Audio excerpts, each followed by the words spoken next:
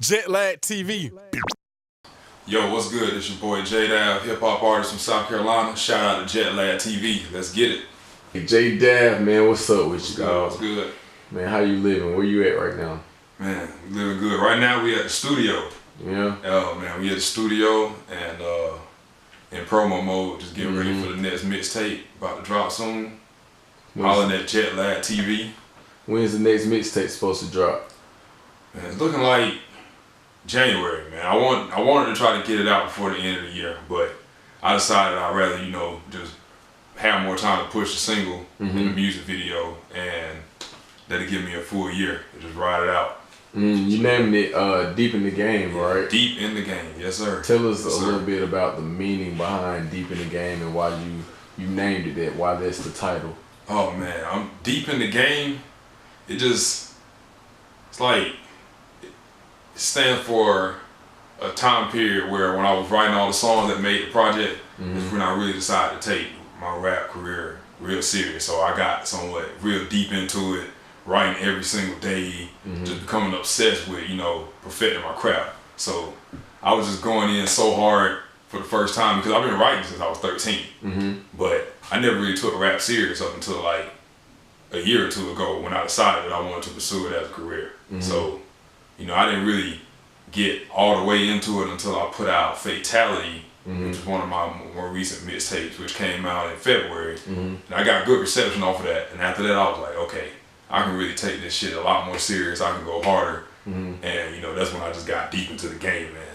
All these songs came out 4 or 5 months later, got in the studio. And I was like, yeah, that's a perfect title. So that's how it came about. So, do you feel like Fatality was like that mixtape that really told you like, yeah, I can really do something with this, huh? Absolutely, because before that I was writing rhymes, I was having fun with it, but I wasn't really looking at it as a business. I wasn't really thinking about marketing, promotion, doing stuff like this. I was just, I'm gonna write the rhymes, I'm gonna go to the studio, play it for my homies, we're gonna have a little fun, put it on SoundCloud, that's it. But after Fatality, I put a lot into that as far as like the subject matter. I was talking about some more serious things. And that just inspired me to, take it even more serious because I got some good feedback from that. I was able to, link up with some more local artists, start doing more open mics, got my first shows, and then I just was like, yeah, this was the tape that just showed me that, if I really just start putting in more hours and, just really perfecting my craft, I can really be the type of artist I can see myself being one day. So yeah, that Fatality led to Deep in the Game.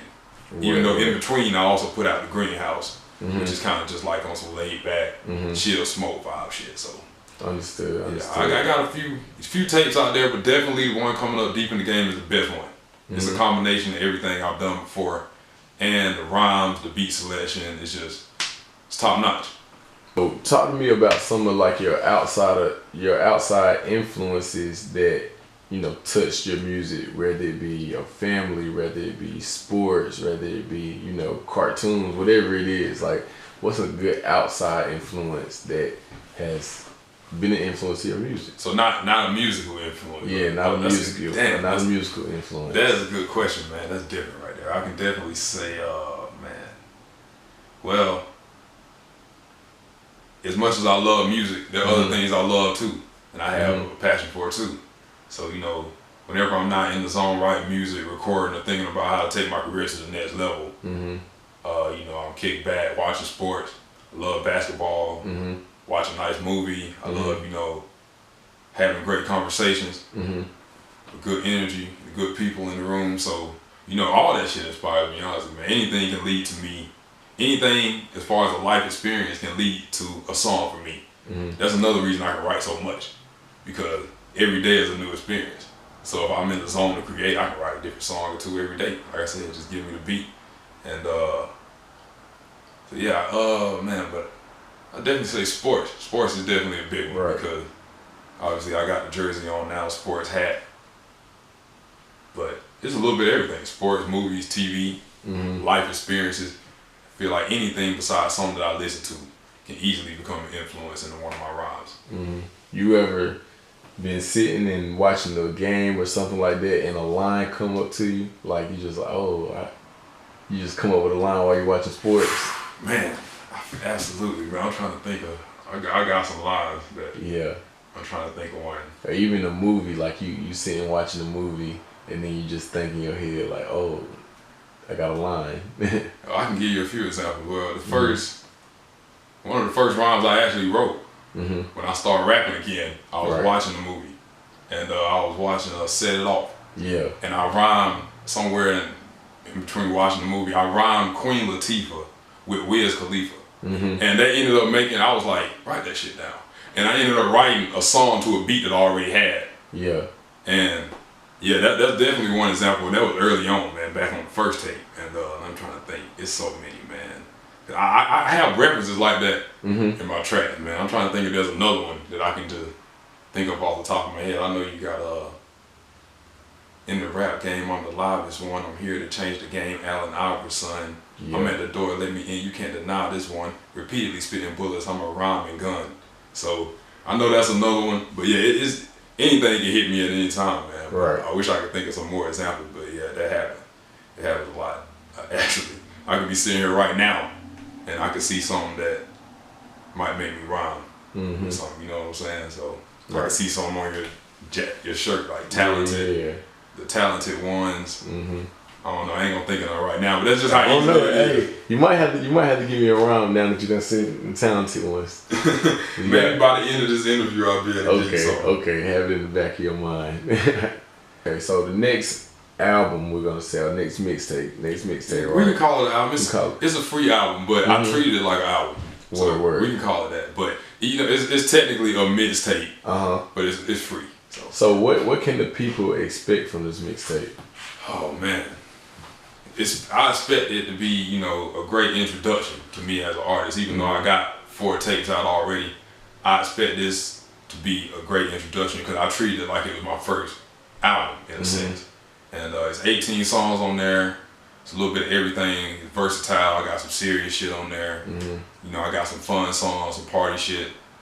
You know, I got some stuff where I'm just rhyming, showing you my skills. So, you know, you can expect a little bit of everything. You know, you just, man, check it out. It's gonna be nice, man. I'm really excited about it. I don't like to talk myself up too much, but you gotta talk yourself up though. You need that confidence boosting in yourself. Absolutely. Yeah. So how confident are you like in your music, like in comparison to, you know, maybe what you see around you? Like what's your confidence level now?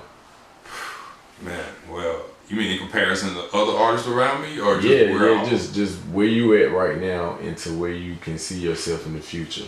Oh man, my confidence right now is pretty damn high. I mean, I'm not gonna lie. I try not to get cocky, but I'm just confident in my craft because I just put in so many hours writing songs, man. And you know, I said in one of my recent Instagram posts, and like I said, I say this not trying to brag, but just to show like I got a passion. I love rapping. I love to write and come up with new songs. As long as I got different beats to go with, I can always come up with shit because I just get into zones where maybe for a month or so I may write every day. I may write a song or 2 every day. So you come out with a lot of music from that. So yeah, man, you just you get real passionate, but it's good. Oh no, you're good. But no, as far as like comparing it to what I see around me, no. It's a lot of talent here in South Carolina. I mean, we hadn't got a lot of respect as far as hip hop, even though the South is kind of, you know, popping right now. You know, we got Atlanta right there doing their thing, North Carolina up there doing their thing, J. Cole, Rhapsody. So, I mean, we right here in the middle getting really no love, but I feel like it's going to pop, man. I just hope I can be a part of that because there's a lot of talent around me, but I don't necessarily always see most of the artists around here. I don't know if they've already figured out that you got to look at it beyond just being an artist. You got to look at yourself like you got to look at your artistry like a business. Right. So you got to think about making money. You got to think about investing in yourself. Right. To get out there and exposure on a large level. And I think sometimes you can get comfortable being local, you know, performing this in front of the same crowds at the same venues. And maybe sometimes you don't want to branch out as far as you can. So, you know, I just try to take a different approach with mine where I just, instead of trying to blow up in state, I'm trying to, you know, just catch the wider audience first, and I figure out, you know, people here catch on later.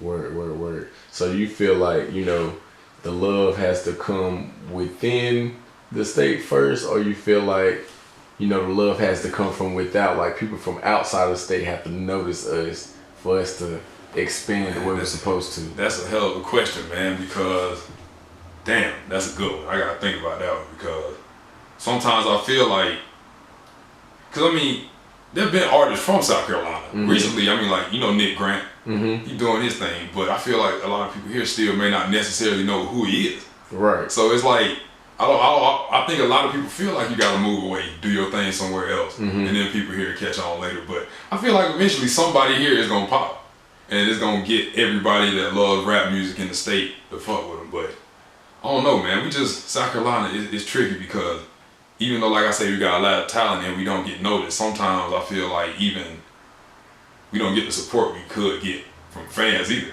Right. So kind of work both ways. Cause I mean, we need the support to get out there too. Facts. So I don't know, man. This is like sometimes it can be a crab in the barrel mentality. I hate to say it because of all the shit we saying. Right. I feel like people want to see you do good, but I don't know if they necessarily want to see you do better than them because it's necessarily been like maybe that one guy that made it from here. But I don't know. I feel like everybody should just keep going hard in their lane, and eventually we gonna get a name for ourselves here in South Carolina. Right. Yo, you can find my music on streaming platforms: Apple Music, Spotify, Pandora, Deezer. Record has changed title. Got a couple singles on there. You can find my mixtapes on mymixtapes.com, Dat Piff app or the website, SoundCloud, Audio Mac, if you get anything, Bandcamp. And you can follow me on social media at The Real J.Dav on Instagram and at J.Dav1993 on Twitter. And yo, before we head out, shout out to TopFlightRento TV for showing your boy so much love. I'm out deep in the game in January.